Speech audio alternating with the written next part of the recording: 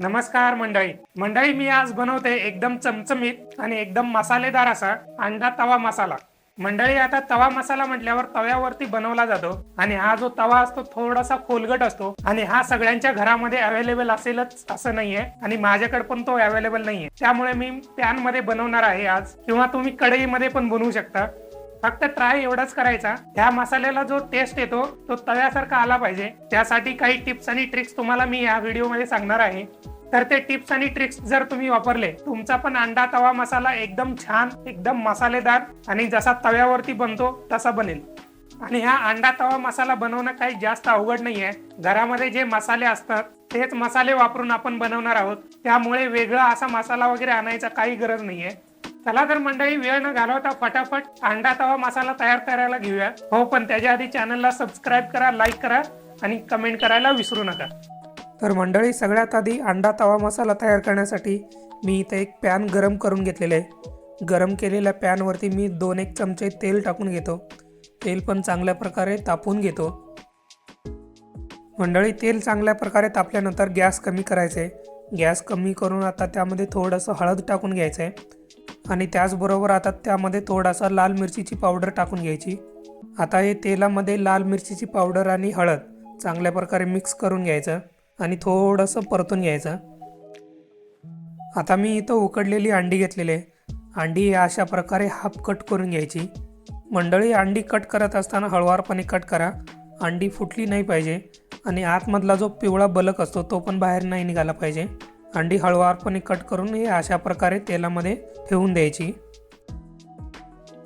मंडळी, इथं मी 4 अंडी घेतलेले आहेत, उकडलेली अंडी, आणि हाफमध्ये कट करून हे अशा प्रकारे सगळे अंडे ठेवून घेतलेले आहेत। आता अंडी कट करून अशा प्रकारे ठेवायला थोडासा वेळ पण लागू शकतो, त्यामुळे गॅस बंद करून ठेवला तरी चालेल। अंडी कट करून ठेवून झाल्यानंतर मग गॅस चालू केला तरी चालेल। आता गॅस लो वरती ठेवायचा आहे, म्हणजे जेवढा कमी ठेवता येईल तेवढा कमी ठेवायचा आहे। आणि हे जे अंडी आहेत खालून एकदम कुरकुरीत होईपर्यंत चांगले तेलामध्ये तळून घ्यायचं आहे। आता 1 ते 1.5 मिनिट झालं ना, अंड्याची जागा हे अशा प्रकारे थोडीशी चेंज करून घ्यायची चमच्याने, कारण एकाच ठिकाणी अंडी ठेवून दिल्यामुळे अंडी खालून चिटकतात आणि अंडी फुटण्याची शक्यता असते। आणि अधूनमधून चमच्यानी अंड्याची जागा थोडीशी हलवत राहा, म्हणजे अंडी खालून चिटकणार नाही, एकदम कुरकुरीत अशी भाजली जाईल। हे बघा मंडळी, 5 मिनिट झालेले आहेत, खालून अंडी एकदम कुरकुरीत अशी तळली गेलेली आहे। आता अंडी पलटून घेऊया आणि दुसऱ्या साईडनी पण थोडंसं तेलामध्ये कुरकुरीत होईपर्यंत तळून घेऊया। आता संपूर्ण अंडी चांगलं तळून घेण्यासाठी ना ऑलमोस्ट 7 ते 8 मिनिट लागतात। पहिले 5 मिनिट एका साईडनी करून घेतलेले आणि अजून एक 3 ते 4 मिनिट दुसऱ्या साईडनी पण तळून घेऊया। हे बघा मंडळी, अशा प्रकारे एकदम छान आणि कुरकुरीत असे अंडी तळून झालेले आहेत। आता आपण एका प्लेटमध्ये काढून घेऊया सगळे अंडी।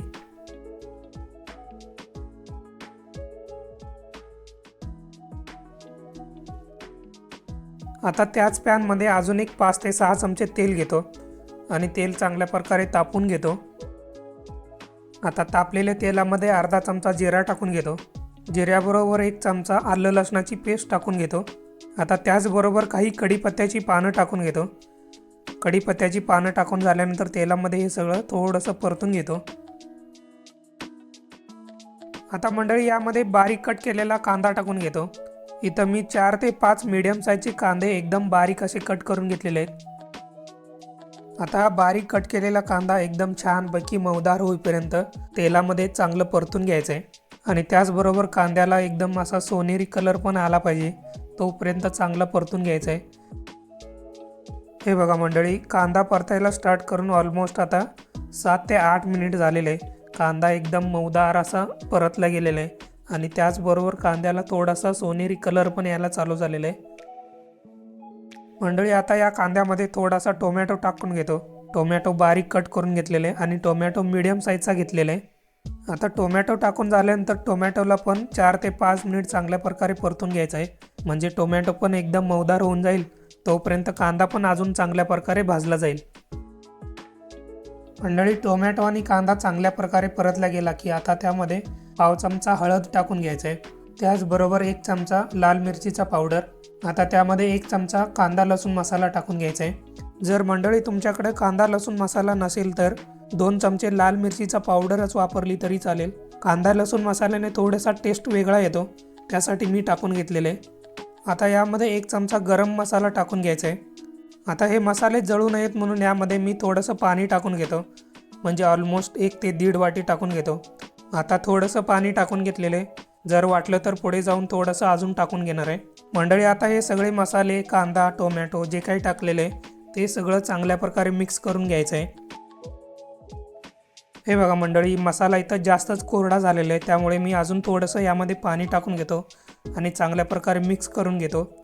आता पाण्याबरोबर हा मसाला चांगल्या प्रकारे मिक्स करून झाला ना, 4 ते 5 मिनिटासाठी हा मसाला चांगल्या प्रकारे परतून घ्यायचा आहे, म्हणजे मसाल्यामध्ये तेल सुटायला पाहिजे। आपण जे पाणी टाकलेले ते सगळं रिड्यूस होऊन परत तेल सुटायला पाहिजे, असं मसाला परतून घ्यायचा आहे। हे बघा मंडळी, 5 ते 6 मिनिट झालेले आहेत, मसाला चांगल्या प्रकारे परतला गेलेला आहे। आपण मगाशी जे पाणी टाकलं होतं ते कम्प्लिटली कमी झालेलं आहे आणि मसाल्यामध्ये तेल सुटायला चालू झालेलं आहे। मंडळी आता मी परत यामध्ये 1 ते 1.5 वाटी पाणी टाकून घेतो आणि मसाला चांगल्या प्रकारे परतून घेतो, म्हणजे मसाल्यामध्ये परत तेल सुटेपर्यंत चांगलं परतून घेतो। मंडळी याच्यामुळे काय होतं, मसाला एकदम चांगल्या प्रकारे शिजला जातो आणि त्याचबरोबर मसाल्याला एकदम छान अशी टेस्ट येते। हे बघा मंडळी, इथं मगाशी जे आपण पाणी टाकलं होतं आता कम्प्लिटली कमी झालेलं आहे, मसाला एकदम छानपैकी शिजलेला आहे, मसाल्यामध्ये परत आता तेल सुटायला चालू झालेलं आहे। तर मंडळी अशा प्रकारे एकदम छानपैकी मसाला आपला परतून घ्यायचा आहे। आता या मसाल्यामध्ये अर्धा चमचा मीठ टाकून घेतो, मीठ चवीपुरतं टाकून घ्यायचं आहे आणि त्याचबरोबर अर्धा चमचा साखर टाकून घ्यायचं आहे। साखर तिखटाचं प्रमाण थोडंसं बॅलन्स करतं म्हणून टाकून घेतलेलं आहे। आणि आता शेवटी यामध्ये भरपूर असं कोथिंबीर टाकून घ्यायचं आहे।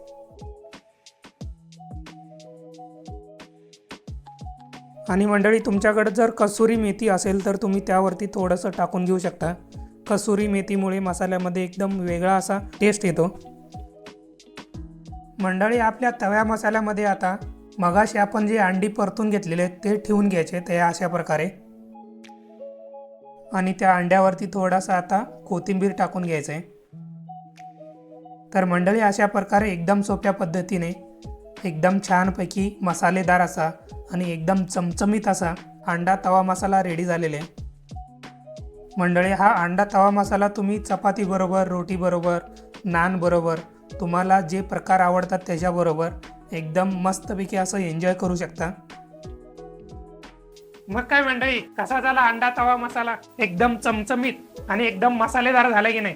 आणि मंडळी तुम्ही पाहिलंच असेल, यामध्ये कुठलाही स्पेशल असा मसाला नाहीये, जे घरात तुम्ही रेग्युलर मसाले वापरतात तेच यूज केलेले आणि त्यांच्यापासूनच बनवलेला आहे, तरी एकदम चमचमीत आणि एकदम मसालेदार आणि एकदम ठसकेबाज झालेले आहे। आता तुम्ही बघितलेला असाल, तर मंडळी तुम्ही पण तुमच्या घरी एकदा नक्की ट्राय करा। अंडा तवा मसाला एकदम भारी लागतो मंडळी। आणि मंडळी रेसिपी आवडला असेल तर चॅनलला सबस्क्राईब करा, लाईक करा, कमेंट करा आणि त्याचबरोबर इतरांबरोबर शेअर करायला विसरू नका।